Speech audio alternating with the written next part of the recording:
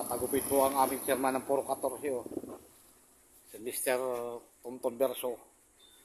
Ano po masasabi mo, chairman, dito sa Joe's Barbershop? Talagang magandang serbisyo dito.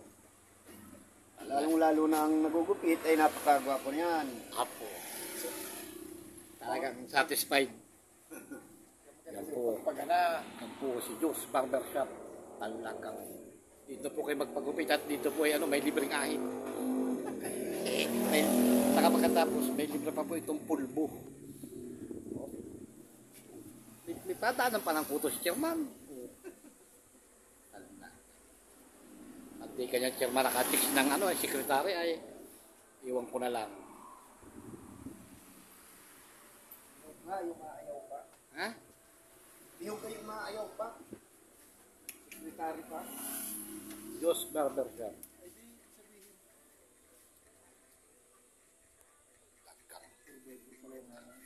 Pang ano yung chairman? Pang season nyo yan? Hindi pa naman. Hindi pa? Magkano sahod nyo sa honorarium? Hindi pa nga nasahod. Hindi ko pa alam at hindi pa pumapasok ng Malacanang ay.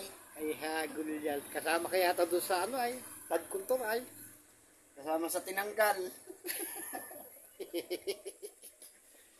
Kaya, gym control. Magandang pagkataba si chairman. Talagang pang sekretary natin yung ganyan tabas ay